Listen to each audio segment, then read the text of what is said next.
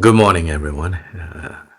So the scene behind is a Til monastery, where Gyoba Jigten Sumgön taught most of his life. This view is taken from so not so commonly seen. Actually, this one. Most photos are taken from the other side, and what you can sort of see in this corner here is a cave that has been developed into a small kind of building next to it. It's where Kyoba Rinpoche is believed to have lived, and then more recently, the Lama that restored Til after the Cultural Revolution destroyed it. The Lama was Bajong Rinpoche. So Bajong Rinpoche also lived in that particular hut. And now there is like more to this side, bigger buildings are very huge. Actually, Achi Temple has been built, and then further to this side, the government built a kind of surveillance building, making it look like it's part of the monastery, but it's not. I don't know what they're doing with that building now, but 10 years ago it was there. Maybe government is still using it, or maybe the government gave up and gave it to the monastery.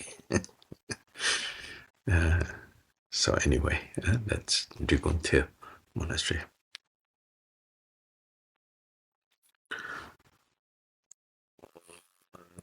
Sentient beings limitless as the sky, especially those enemies who hate me, obstructors who harm me, and those who create obstacles on my path to liberation and all knowingness. May they experience happiness and be separated from suffering. I will quickly establish them in the state of the most perfect and precious Bodhi.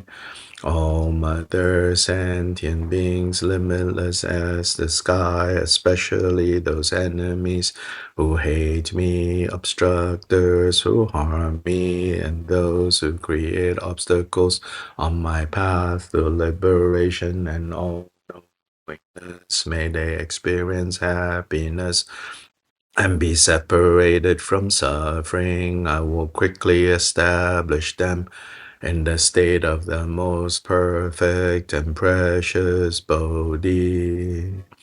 All mother sentient beings, limitless as the sky, especially those enemies who hate me, obstructors who harm me, and those who create obstacles on my path to liberation and all knowingness. May they experience happiness and be separated from suffering. I will quickly establish them in the state of the most perfect and precious Bodhi. All mother sentient beings, limitless as the sky, especially those enemies who hate me, obstructors who harm me, and those who create obstacles on my path to liberation and all knowingness. May they experience happiness and be separated from suffering. I will quickly establish them in the state of the most perfect and precious Bodhi.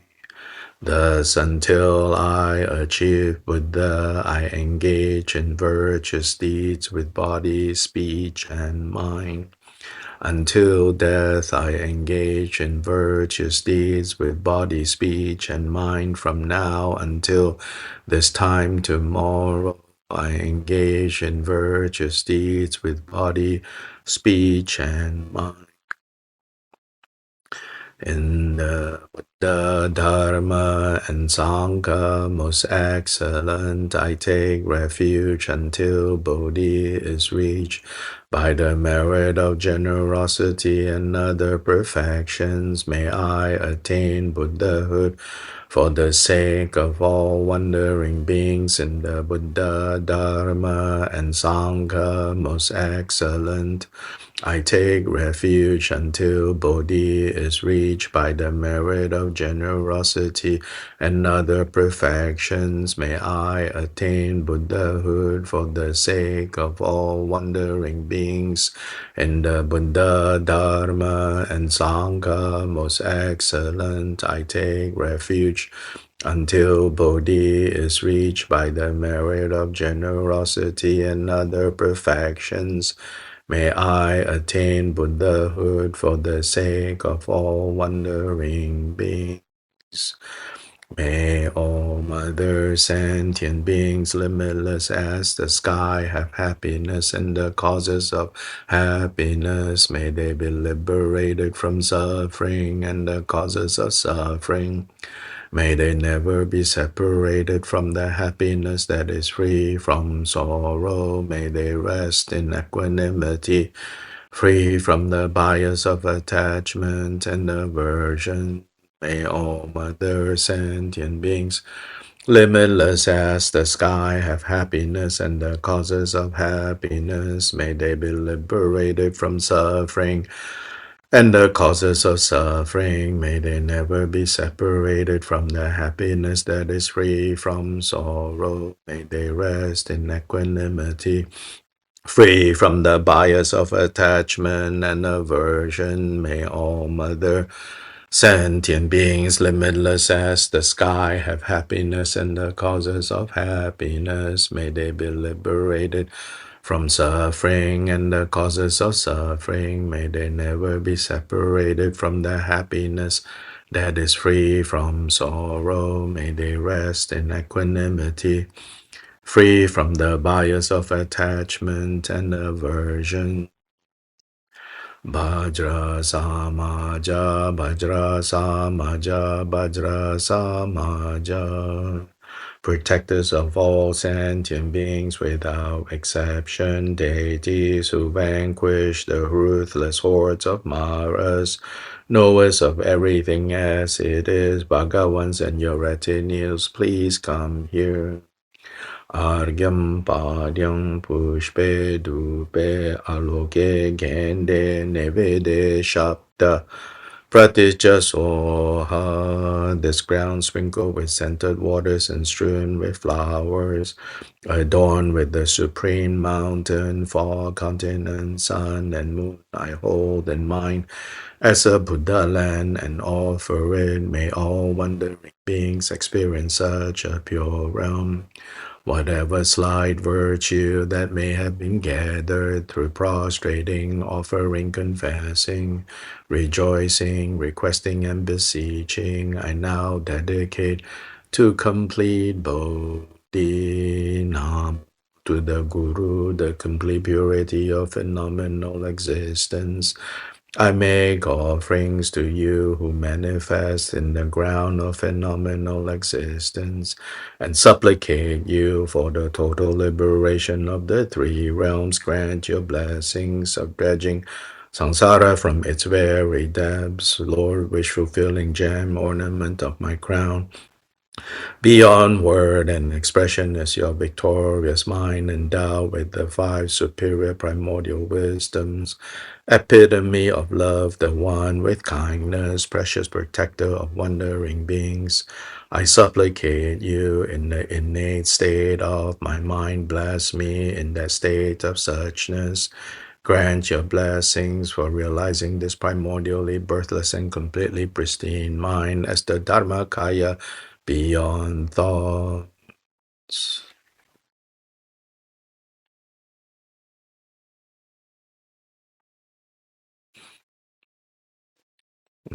Now let's go to the general laying aside.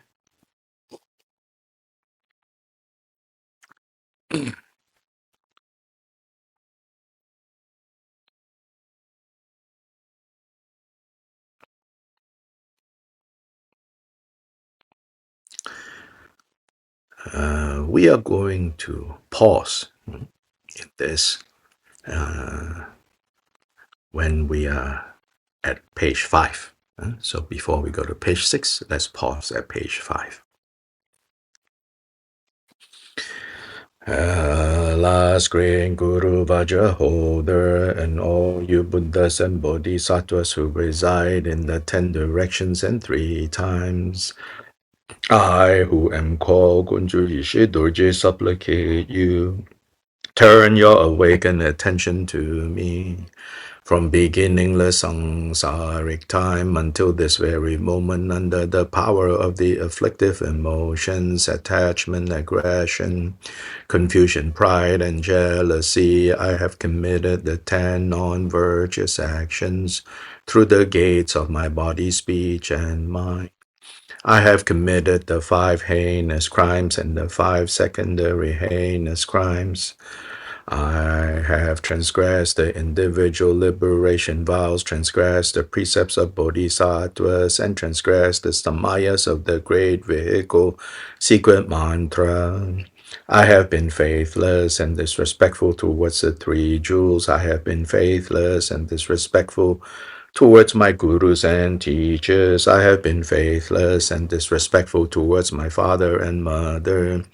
I have been faithless and disrespectful towards my companions in the pure spiritual life. I have abandoned the sublime Dharma and disparaged the noble Sangha. In short, I now lay aside all faults and transgressions whatsoever that have become obstacles to the higher realms and to liberation, and that have become the cause for samsara and the lower realms. Before you, the great Guru, Vajra holder, and all you Buddhas and Bodhisattvas of the 10 directions, and 3 times I expose the faults, I confess them, I am contrite, I regret them. I will not conceal them, I will not hide them. Henceforth I will restrain myself and abstain from them. If I do not expose and lay them aside, they will not be transformed. Therefore, by revealing and laying them aside, may they be clear, may I be purified.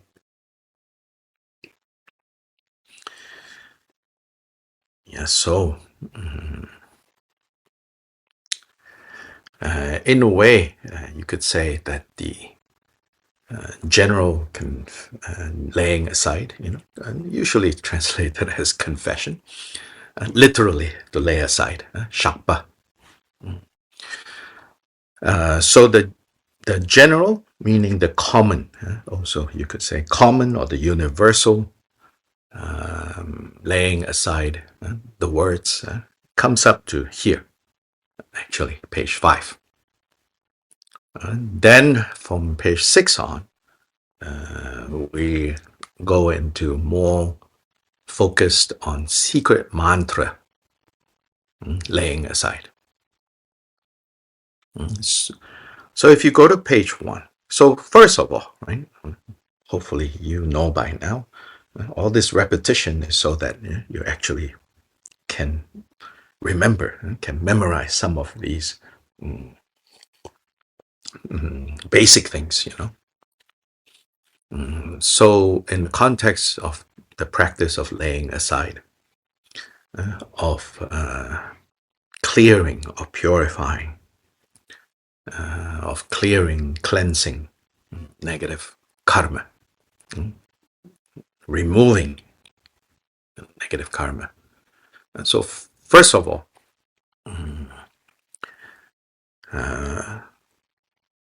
Buddha taught, right, very emphasized very strongly that understanding the principle of karmic causality is key to protecting ourselves from suffering, key to allowing us to achieve happiness, both in the short term and in the ultimate sense of achieving Buddhahood. That understanding karmic causality, karmic cause and effect. Then especially, right, Gilbert and Vijay was very careful in his words and his teachings to emphasize this point. And sometimes you could say to the point of almost sounding as if whatever it is that has been created in the past, there is no escape. In a way, it's good to have that attitude. Whatever karma it is that is created in the past, both skillful and unskillful, there's no escape. In a way, it's good to have that as a basic attitude. And then that way, right, we become more careful with choices we make, with what kinds of habits. So, in the context of making karmic choices, an important piece to that is also habits. So, I've said in the past, in a way, right, the challenge or the tricky part about actions, meaning another way of putting it, choices we make, actions of body, speech, and mind. There is the karmic result of those choices made. So that's one kind of like good news and bad news. Bad news is, if we chose unskillful, unwholesome, suffering bearing causes, then suffering as results will come. Good news, if we choose. Not always when we talk about karma as if it's all only bad news. No. Also, if we make skillful, wholesome, virtuous choices, the fruits of happiness also ripen. So that's one level. But there is a second. There's a second level, in some ways more important, which is the habitual propensities, the habitual patterns. You could think of it as the karmic smell, odor, or aroma, depending on good or not good. The karmic aroma or the karmic stench that choices also leave behind.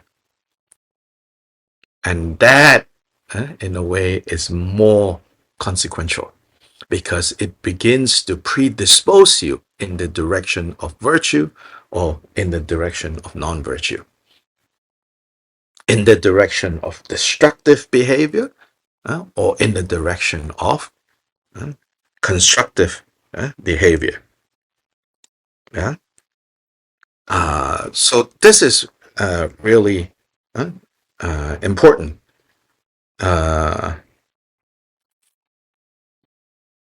So that's when we talk about laying aside. The language of this text will reference this. Not only we have to lay aside unskillful choices, unskillful karmic choices of body, speech, and mind, we also have to lay aside and clean the stench, the aroma you can keep, the aroma of positive habits you can keep, right?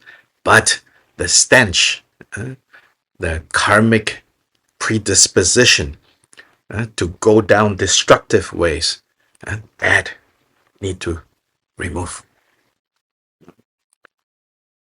So in one of the sutras, the Buddha, so having emphasized, right, it's good to think of karmic choices as so important, heavy, and consequential that we almost should think of it as, once we have created them, it's, you should think of it as it's so consequential that there's no escape. So it's sort of a good place. But that's not the whole picture. Because elsewhere, the Buddha specifically criticize, literally thinking that literally there is no escape. Because he said, if there's no escape, then there's no purpose to virtuous practice. So he gave an example. He said, because one of his disciples, a monk, said, it's said to have taught the idea that, definitely no escape once you have created the karma. And the Buddha said, no, that's not right. Then the Buddha gave the analogy. He said, if you have a little or a spoonful of salt, and if you put into this little mug here, and the water that is in there, he says, is this drinkable or not? And then he said, no, not drinkable, very salty. He says, yes. He said, but the same scoop of salt, now we put into the reservoir. He says, now the water of the reservoir, drinkable or not? Then the disciples say, oh, yes, this is drinkable. He says, well, likewise. He says, if the salt is the analogy for negative karma, to leave negative karma in an untrained mind, in an untrained heart, when that negative karma ripens, it is like being forced to drink water from this little mug, salt water. But if you train your mind and you train your heart, then when negative karma does ripen, it will ripen in a reservoir. Is it drinkable or not, that water at that point? Drinkable. And so Buddha says, therefore, train your mind, train your heart. Yes, in a way, the karma doesn't go away. But the context of where that karma is going to ripen makes all the difference. So in this explanation, you can keep both, right? The salt never went away somewhere else, but now it has been diluted with the vastness of your mind. So when your mind or your heart is very tight, very narrow, grasping, in other words, right?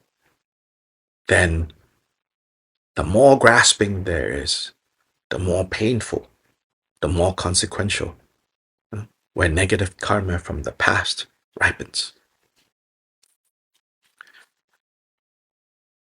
So when we do laying aside, the underlying understanding is we are going to develop this reservoir-like heart mind. That's why Kyobe Rinpoche, right, says there are 4 levels of laying aside. The 4th one is to rest in a state of Mahamudra. That is the most vast, right, realization of mind, of heart, is the Mahamudra state. Then in that state, you could say completely, it's purified, cleared. Then more specifically, in the teachings on laying aside, there are said to be the 4 powers, the 4 forces that you have to rely on. The power of regret, the power of reliance. Reliance is talking about relying on Buddhas, Bodhisattvas as witnesses. So we start, on page 1, Great Guru Vajra Holder, and all you Buddhas and Bodhisattvas who reside in the 10 directions and 3 times. Turn your awakened attention to me. Please, turn your attention to me. So that is calling the witnesses, calling the ones that we will rely on to do this laying aside. We call upon them because we know what they did themselves. We are looking at their example, and looking for their support, looking for their inspiration, looking for their blessings. So we call them into this space. Then I, who am called so and so, your name, supplicate you, turn your awakened attention to me. So that's the the power of reliance. Then the third, the power of refuge or remedy. Uh, the power of refuge or the power of remedy. So then the power of remedy or the force of remedy is the method itself. So in this case, right, this recitation and the visualization of Vajrasattva's cleansing elixir, cleansing nectar, and the recitation of Vajrasattva, 100-syllable mantra. That's the remedy. Then the fourth power is the power of resolve. Need to make resolve and say, need to be better at avoiding creating these negative choices in the first place. So these are the four powers. And so for beginningless samsaric time until now, and so now it's like the dependent arising of suffering is explained here. Where does suffering come from? Where does samsara come from? The afflictive emotions.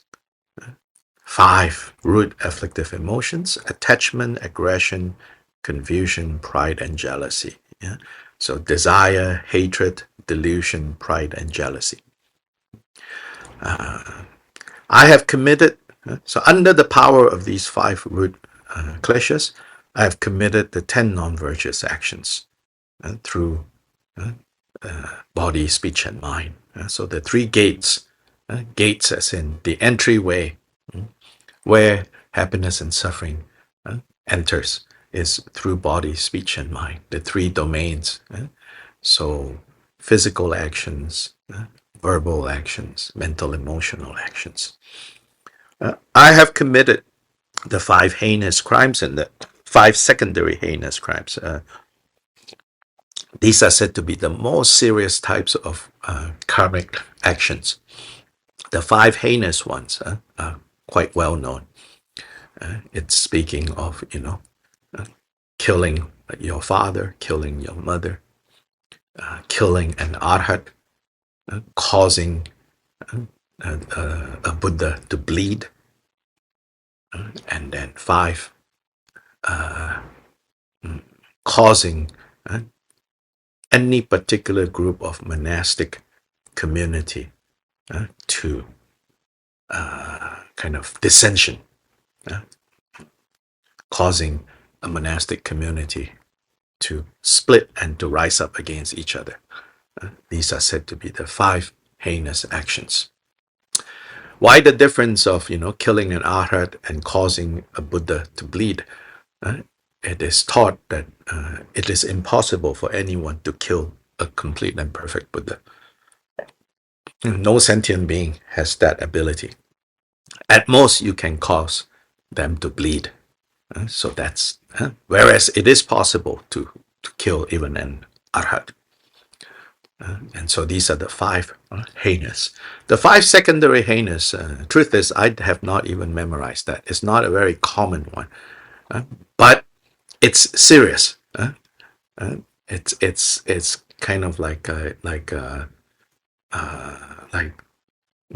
violating a nun is one. So kind of speaking to the times, like men violating a nun, like destroying monastery, like physical buildings. And so these are the 5 secondary is what is referring to. Now, obviously, I hope in this lifetime, none of us gathered here have literally committed the five heinous or the five secondary.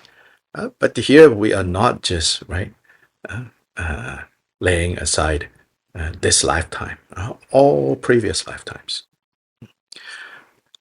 So, in a way, it's giving us a list of the very serious actions that we may have done in past lifetimes, in this lifetime, and also more, you could say, realistic list. But it's important to recognize that, according to the Buddha, uh, for sure, right? You understand now, this is not the only lifetime that we have lived. Sometimes we become so mm, so tortured by suffering that we become so discouraged. We say like, how come? I don't think I'm a bad person. And yet I have so many problems, so many things not going right. How can it be? How can it be? I mean, we all have these thoughts. I have these thoughts. But if we fully and truly understand, what the Buddha taught about, how many lifetimes we have lived, then quite possibly these types of actions we have created. And so we need to have the capacity, to think, yeah, this may be what I have created. And so those fruits, those results will come. But now I lay them aside. I'm seeking to clear them. I have transgressed the individual liberation vows. So here is given the three levels of vows that all practitioners of secret mantra, especially in the tradition of Gyuba Rinpoche, it says you have to have these three levels of vows, beginning with the individual liberation vow. So the vow itself, you could say, or the resolve for individual liberation is seeing causes of suffering. I am committed to not creating the causes of suffering anymore. Then that vow can play out in different lists of precepts for training. At the very basic is the five lay precepts. We need to adhere to that. Then on the basis of these five lay precepts, then more detailed lists of precepts related to the novice monks and nuns, related to probationary nuns, related to fully ordained monks and nuns. But they're all rooted in the five precepts.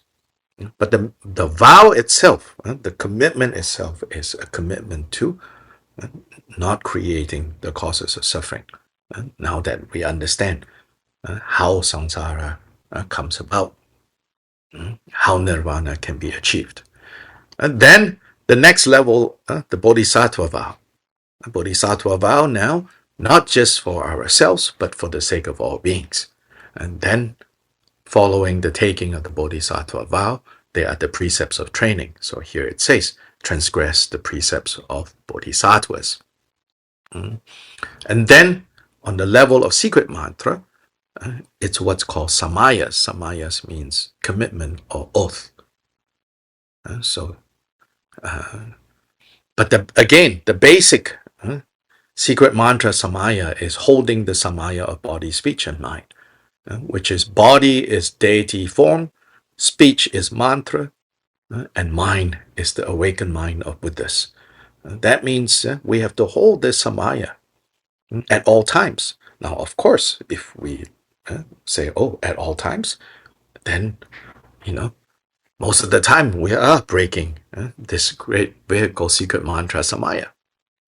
Most of the time we cannot maintain our identity as deity, as Buddha. So of course, there are karmic stains now to clear, to put aside, to lay aside. Elsewhere, right, you have heard many times how all three levels of these vows can be understood using that list of 10 virtues, 10 non-virtues, right? So the 10 virtues, 10 non-virtues applied on the individual liberation level, on the bodhisattva level, on the secret mantra level. So train in all three levels. Individual liberation level, these are the causes of happiness and suffering. Choose happiness, put aside suffering. On the level of bodhisattva, we do this not just for ourselves, we do this for all, for the greater good, for the enlightenment of all. Samaya level, these are the very essence of being a Buddha. No capacity to create non-virtue, naturally creating virtue. Yes, so you can understand all three levels by referencing the 10 virtues and non-virtues. Then, next, I have been faithless.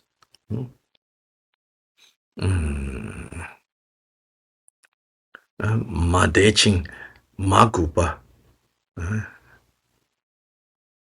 I have been faithless and disrespectful towards the three jewels, towards our gurus and teachers, towards our father and mother, and towards our fellow practitioners.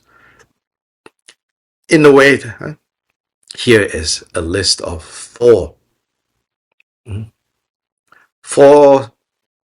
groups of people in our lives that we need to pay attention to more carefully. The first three jewels, Buddha, Dharma, Sangha.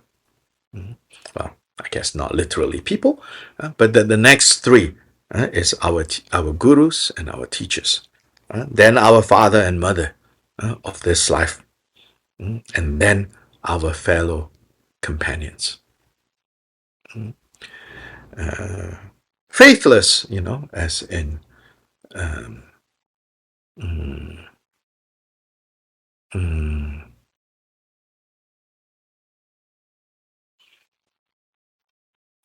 losing our trust in them, and acting not sincerely towards them, and disrespectful. So here, disrespectful. So often when we talk about respect, what appears first is it seems like, who benefits when we have respect? Often, we see it as, who we respect benefits from this whole emphasis on respect. The three jewels will benefit from our being faithful and respectful. Gurus and teachers will benefit from us being faithful and respectful. Father, mother, and our companions on the path. But actually, here, until we recognize that actually we will benefit from being faithful and respectful towards these four domains, these four objects, then it's very hard to actually keep our faith and respect towards these four. So we have to be able to see, how this faithful and respectful in the end gets us closer to what we truly want. So work on seeing that.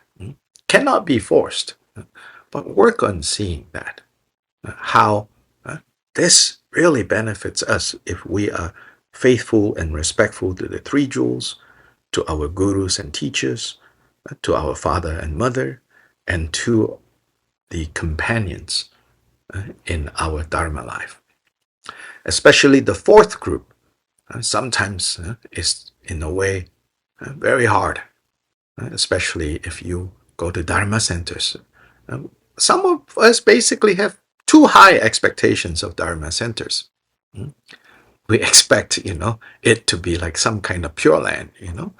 But understand, especially in the West, Dharma centers is a self-selected group of people. Often these are people who have uh, uh, bearing trauma of all types, more so than the ordinary sampling of people that exist in the world. Mm. And so, in that sense, it's a perfect place for cultivating compassion in the Dharma center. Because compassion is rooted in seeing the burdens of others, seeing, in fact, including the foolishness of others. But not only others, right? In all these loving kindness, compassion, joy, equanimity, we begin with ourselves, seeing our foolishness, seeing how easily we get carried away by the kleshas. We feel sorry, like, oh my gosh, you know, then kindness can come out. Then metta can do its thing and become authentic karuna. So for ourselves, for others, so that we can keep our faith and our admiration. So respect also means mopa, buba here.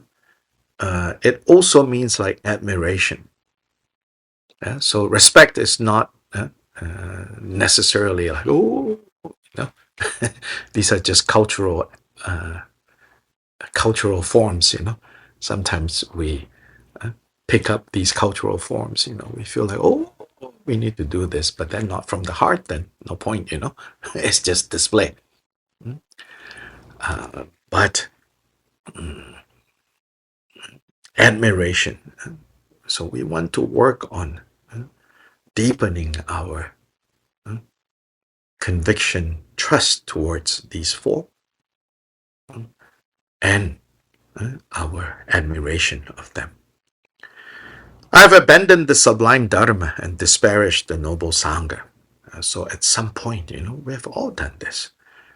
In short, I now lay aside all faults and transgressions whatsoever that have become obstacles. And so this is the main reason why we need to lay them aside, because they have become obstacles to the higher realms. And this is a reference. Higher realms need not only be, when I die this life, going to higher realms. It's talking about temporary happiness. So when we have done these things, right, they then become obstacles to temporary happiness and obstacle to liberation, ultimate happiness. And they have become the cause for samsara and wandering in the lower realms. So on the one hand, they obstruct us from short-term and ultimate happiness. On the other hand, they have created samsara.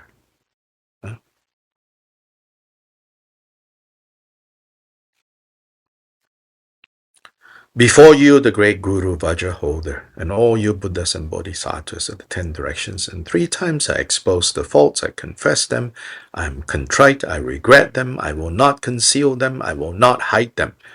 These last two, really important. Not conceal, not hide. So this is the Do. Sometimes this confession practice is called Do Shak. Shak is lay aside. Then sometimes Do Shak. Do is to expose, to not conceal.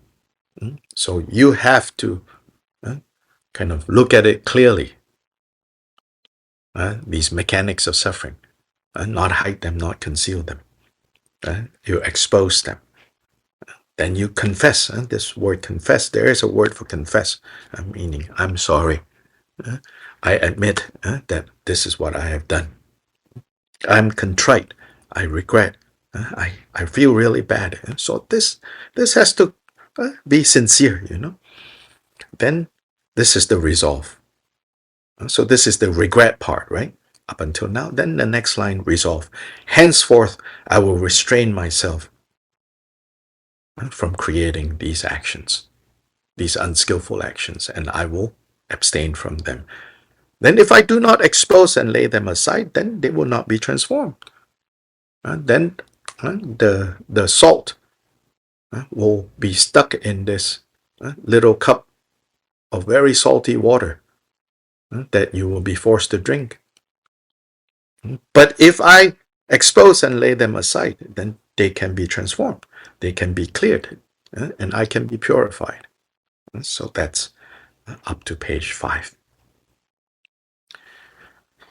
Namo to the mandala of you, victorious Idam deities. Om, I expose and confess the broken samayas of the Vajra exalted body.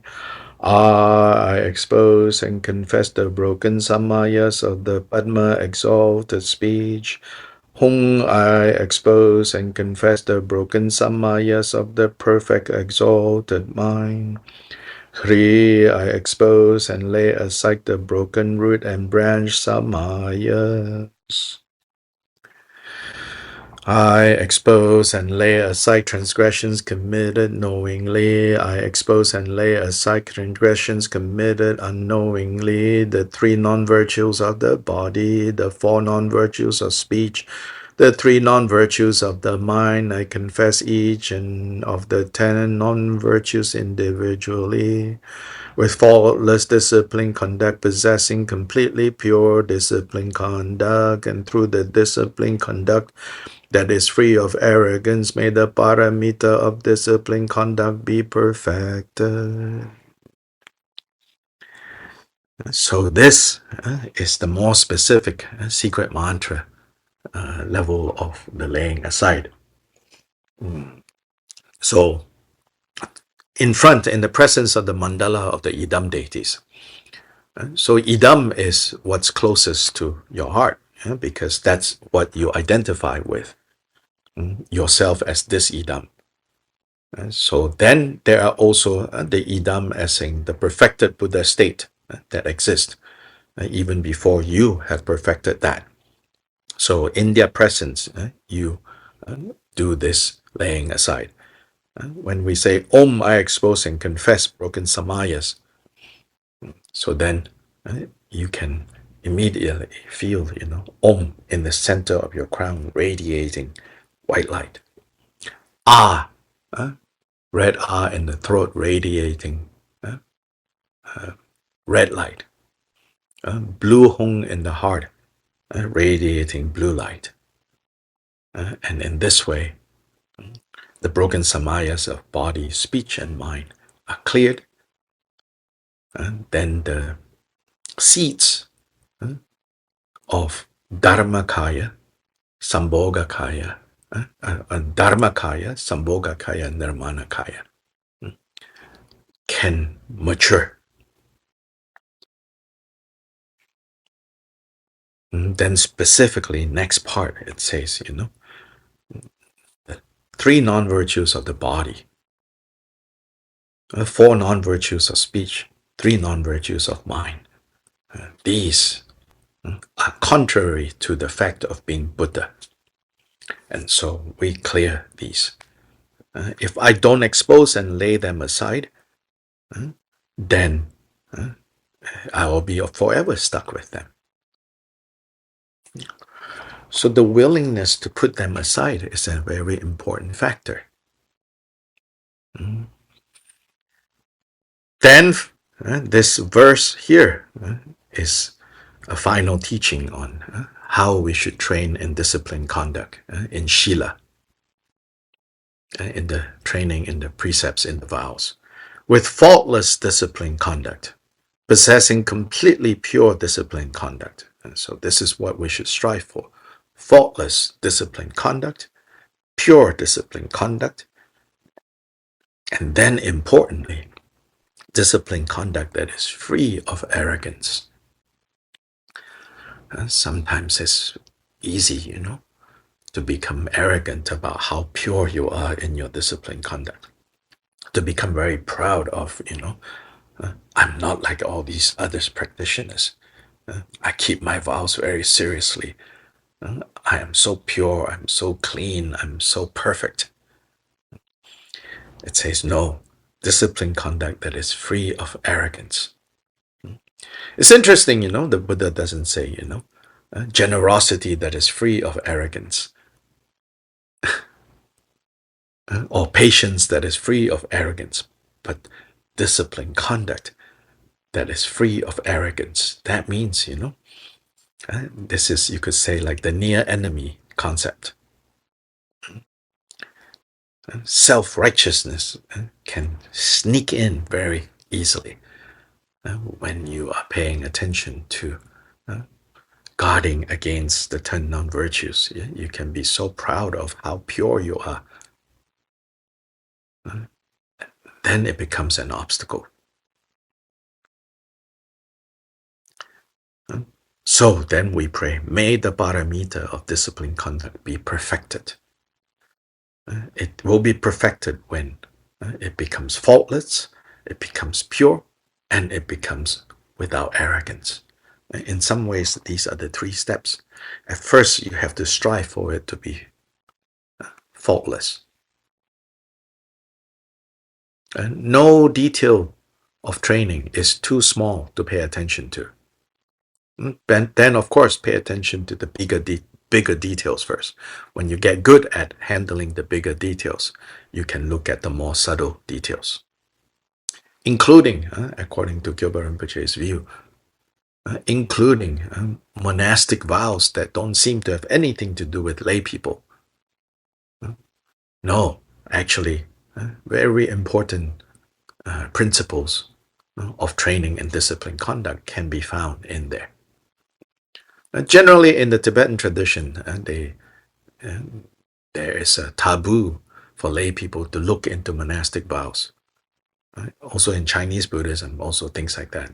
Generally, there is a taboo. But without, saying, because it's a big topic, one of the reasons, to understand the taboo is not to go learn about the monastic vows and then walk around judging monastics. Avoid that. It's detrimental to your own development. You lose faith in humanity, so to say. Also, don't place them on a pedestal, and think that they are like perfected like Buddha. So there is a general discouragement from learning that. But and so there are some kind of scary stories, that you can come across, like, oh, somebody looked at the monastic vows and then their head exploded into 10 pieces. Those we really need to understand as they say, not definitive truth. There are stories told to convey a certain point. But unfortunately, some of these stories have led to people thinking that if you are not monastic, then the vows in there have nothing whatsoever to do with you. And in fact, you don't need to know anything about it. No, actually, we need to train, And so, in fact, later Gilbert Rinpoche's successors will articulate this point, that if you really understand Gilbert Rinpoche's teachings, then you should not have this understanding. Oh, the monastic vows have no relevance to me because I never took them, so I'm not bound to them. They said, no. If you're serious about your training, whether you are formally monastic or not is the only difference. Formally monastic or not. If you have formally become a monastic, then you need to maintain the appearance of monastic. Why? For others' sake. Insofar as your own training whether you have formally taken those vows or not, all the details of those vows have implications on how everyone should strive for. That's a kind of a unique view, but it's important. So anyway, briefly, that. So faultless. Next step is completely pure. And then the third step is no arrogance. Really important. Don't walk around feeling superior. You know? To glorious Vajrasattva I pay homage.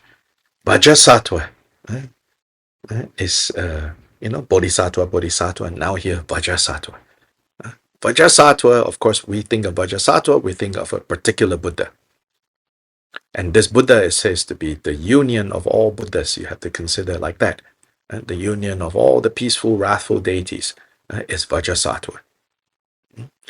But Vajrasattva means what? Vajra being. What is Vajra being? Who is Vajra being? The pristine nature of our mind is Vajrasattva.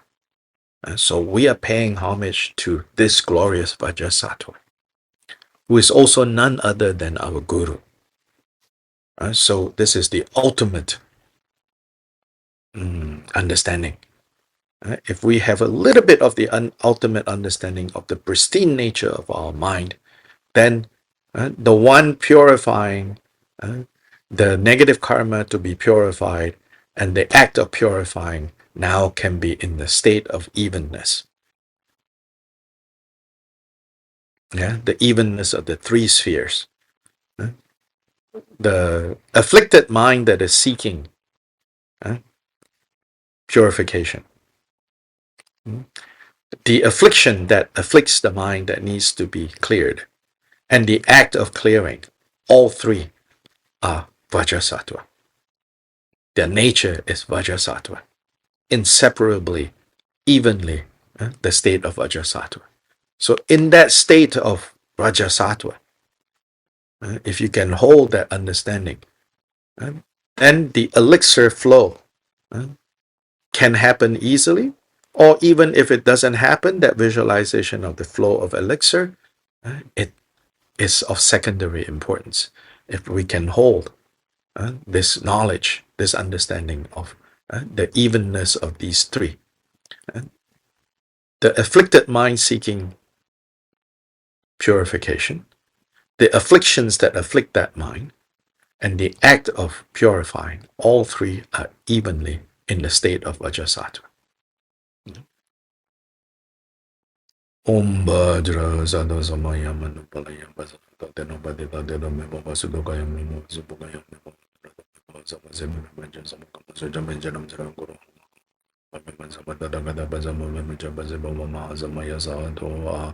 Umbajra Sadhu Samaya Manupalaya Basata Denobadita Dedomeva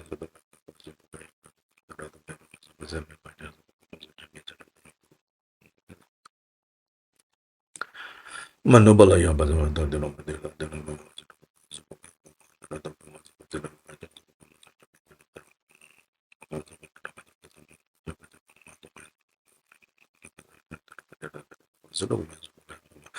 Anura Tombe Bova was it a Memenjas of Gamma Jamenjanam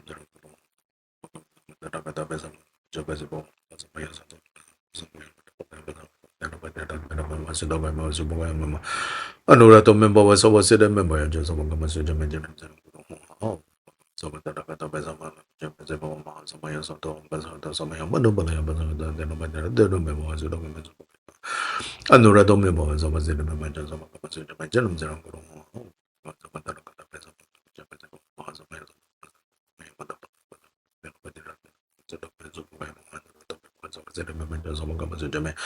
Chidam Sram Guru Hong Hao, Magaman Sama Dagada Bezama, Jabazebo Mama Zamaya,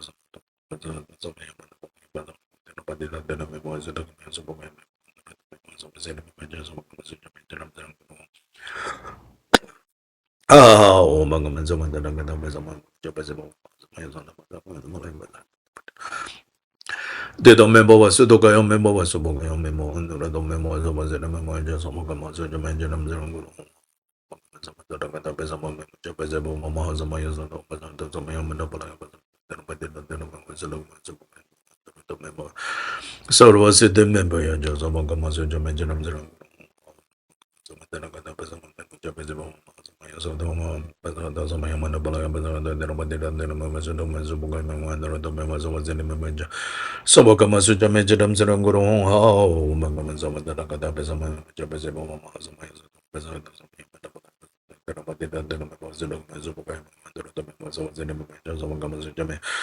Chidam Guru Hong Hao, Magaman Samadana Gada Sama, Jabazimo, Samaya,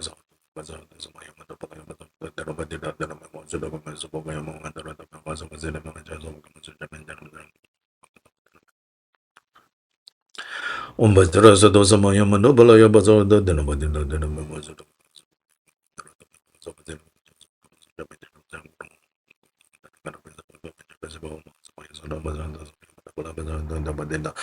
The member was a dog, a member was a boga, a member,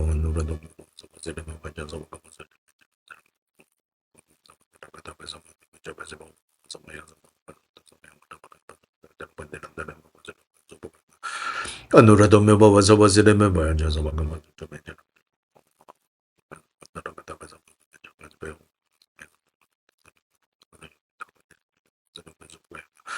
Anurado member was a member, and just about Gamazu Jamajan.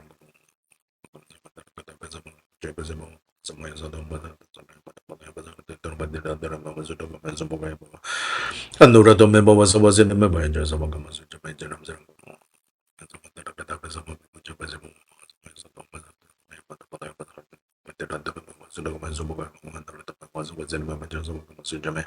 Chidam Sri Guru Hong Hao, Bhagavan Samadana Gadabasama,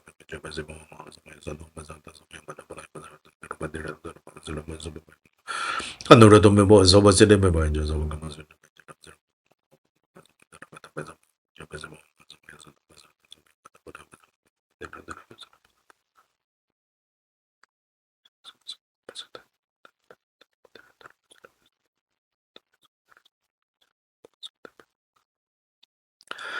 Umbazaraza does a monument of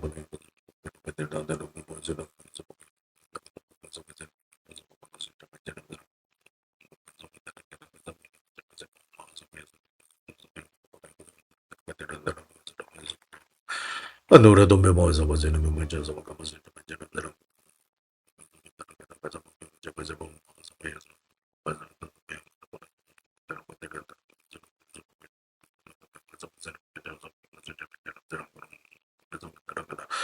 Bazarama Memoja Bazarbova Mazamaya.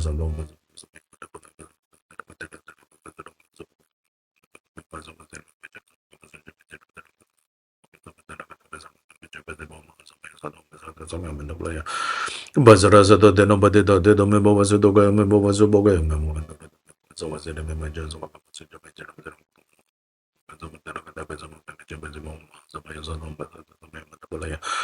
Bazaraza de nobody did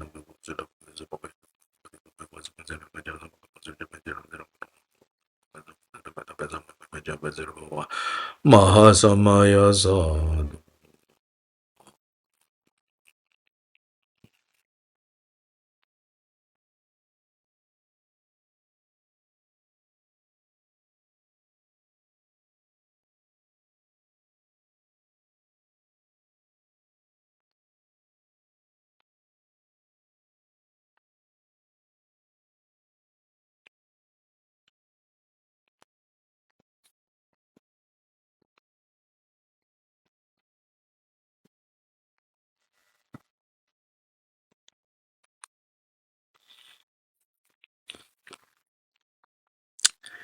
Briefly, let's turn to Nirnipa's manual, page 50.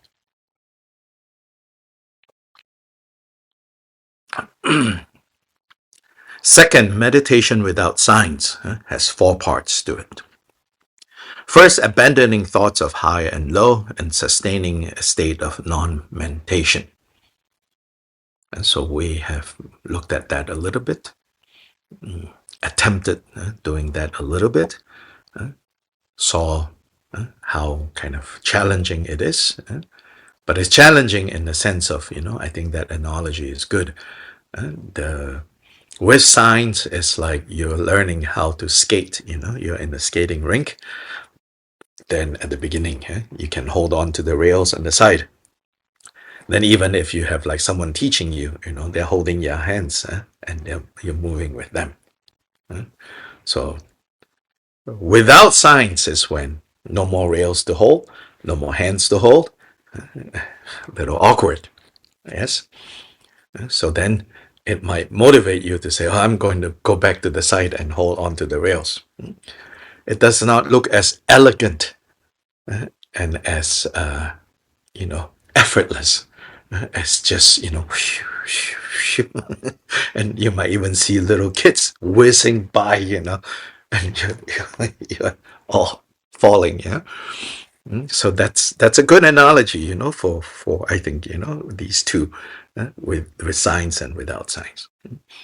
So don't be proud, don't hope for results where there are no causes, and stubbornly, I'm going to do without science, go back to the science, the bindu in the four places. But here, so abandoning thoughts of high and low, sustaining a state of non-mentation.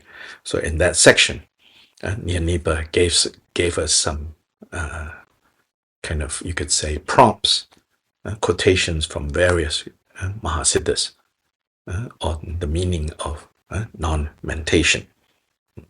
So first one given is how mind itself see that it is not non-existent because there is mind, but it's not existent in the way that we think it is. And even between these two, whatever concept you have between these two is also fabrication.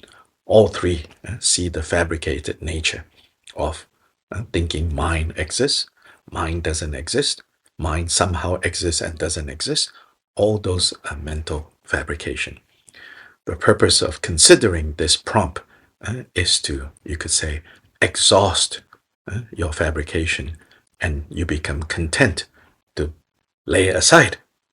This is so the earlier practice of laying aside is to train us to be able to lay aside this.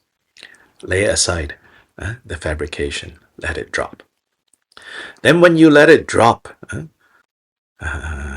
as a practical matter, for a few moments maybe you can experience the having dropped it.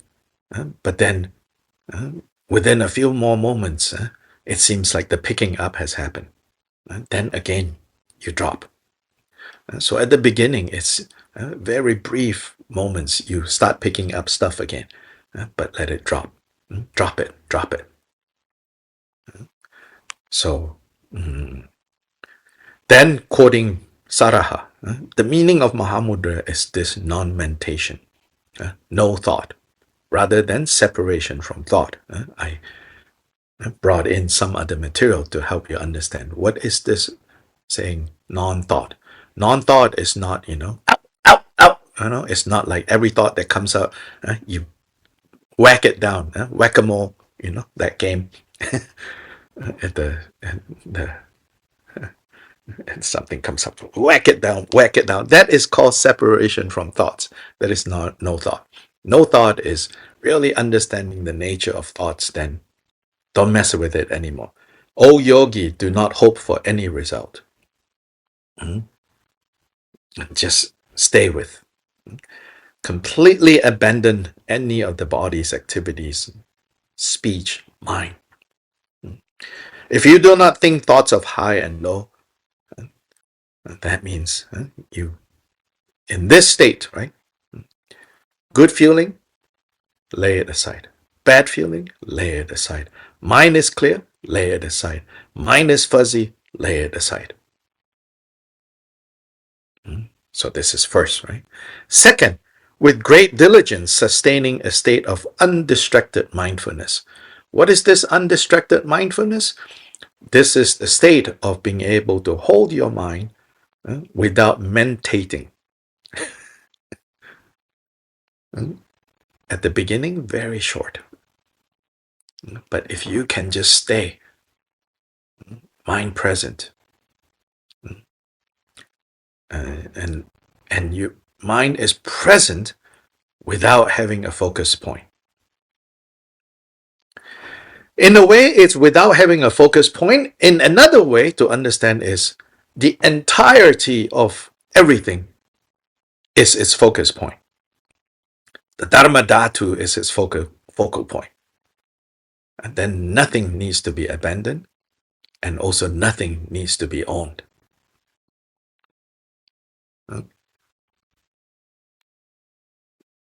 What does that mean? Taste it. Don't know what does it mean up here. Taste it.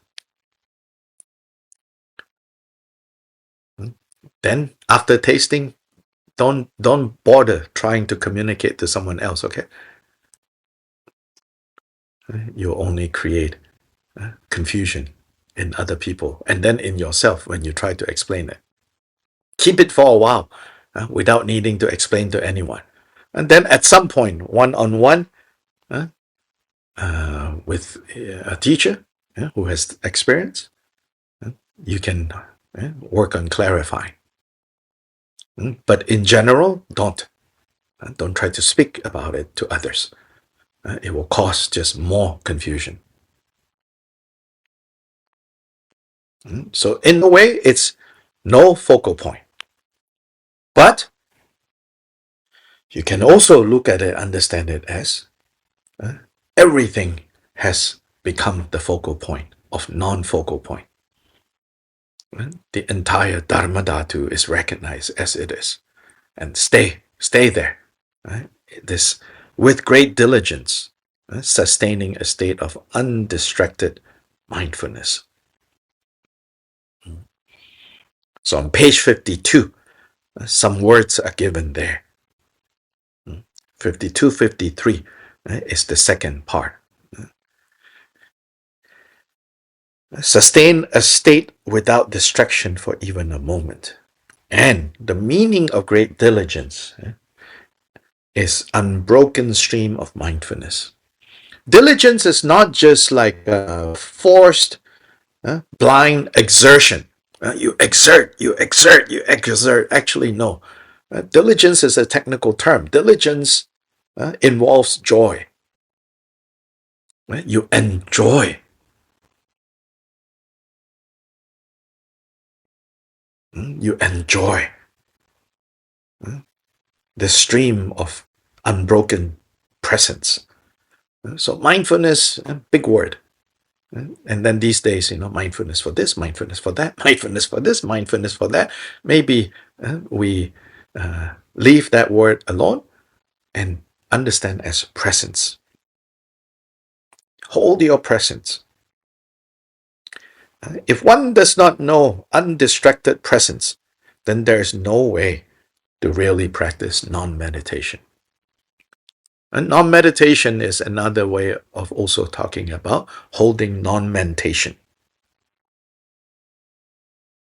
So here, therefore with great diligence, in that meaning of non-mentation, do not follow after virtuous, non-virtuous, or neutral thoughts.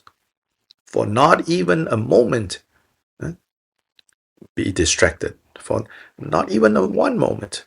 Gaze into the space in front of you as if looking at a form without darting the eyeballs or blinking the eyelashes. So here there's a particular technique given. Generally lower your gaze. But here you can raise it, gaze it into the space in front of you. Now, as a practical matter, if you are in a very cluttered room, it's harder. But if you have a room with barely anything, it's easier. But still, right? In the next moment, you'll see the wall. But you try to pull away from the wall. I know, again, this is the equivalent of, yeah, but then every time I think no thoughts come again. Yes, same here. Now, use space. Yeah, try to see space. And so every moment you try to see space, you see the opposite of space, objects. Again, then lower your gaze. Then look up again. Try to let your visual remain space, away from objects, but not like trying to push objects out, and also not visualizing objects disappearing. No, don't do that. Stay. But this has the same qualities as the last one, meaning non-thought.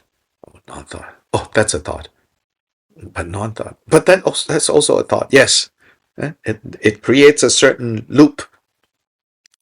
But that loop, when skillfully used, is going to exhaust itself, and then a moment would open. Likewise, now using gaze of space.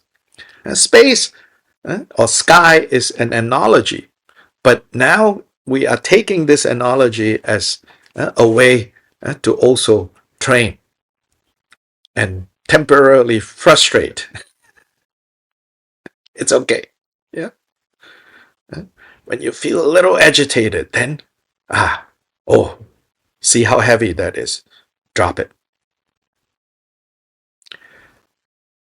Then still remember, right?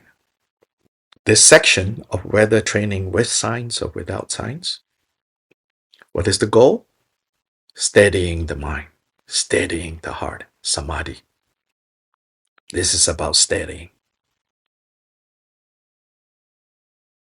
So you can go back to with signs to steady the mind, the bindus. Then release the bindus. Do this without signs. Then go back to the bindus. And without signs, go back to bindus, without signs, with signs, without signs, with signs, without signs. Then every one of us is different. Some of us need more time with the bindus. Some of us don't need that much time with the bindus. It's not a one-size-fits-all. You have to experience it, taste it, apply it, take it into experience, which is what's translated as practice. Take it into experience. Nyam len. Nyam su lempa. To take into experience. In maybe less awkward translation, implement it. Implement it. Integrate it. To integrate instead of to practice. Maybe that's a pretty good word without it being so wordy. Take into experience. To integrate. To integrate this Dharma point into your experience, into your life. To integrate it into your understanding. To integrate it into the way you look at things. To integrate it into how you deal with things. This is Nyamlen. This is taking into experience.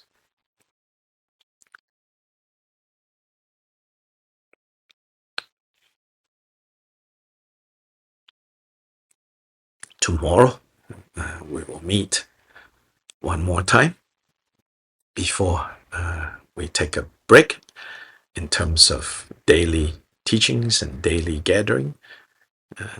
So tomorrow, and then it's the start of real diligence in the following weeks. How much of that diligence you can maintain, it's good, okay? Don't try and see if you can keep it for another week at this time each day yourself. See if you can or you cannot, in the WhatsApp group, Daily Mahamudra, generally I said, we don't want to use it to chit-chat so much because different people have different relationship with using apps like this. I don't want it to burden anyone.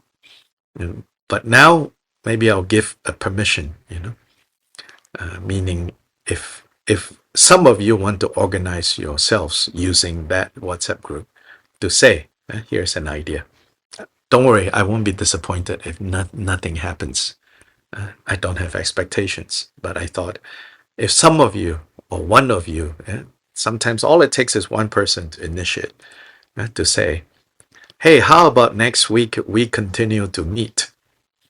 Even if it is just turning on Zoom, and then we all do what we do on our own end, and we hold each other accountable, by turning on the video and just do our thing.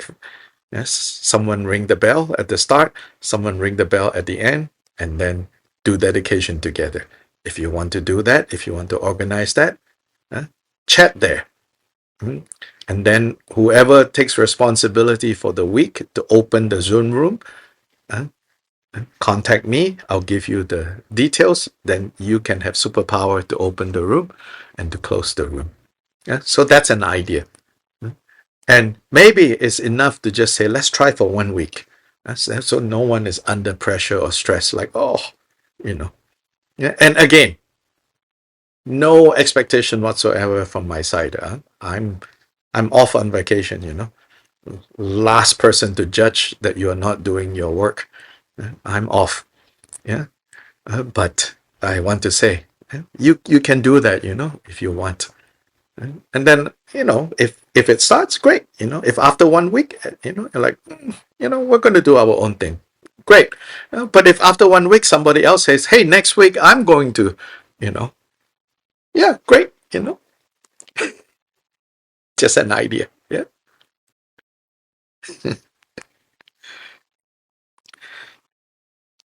Page 78. By the virtues collected in the three times by me and the entirety of samsara and nirvana, and by the innate root of virtues, may I and all sentient beings quickly attain the unsurpassed, perfect, complete, precious Bodhi.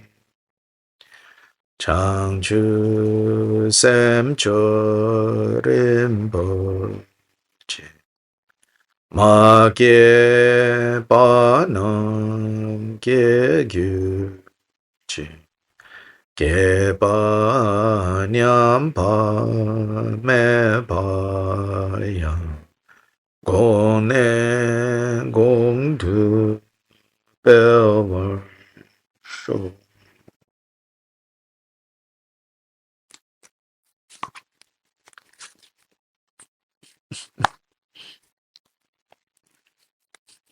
Thank you.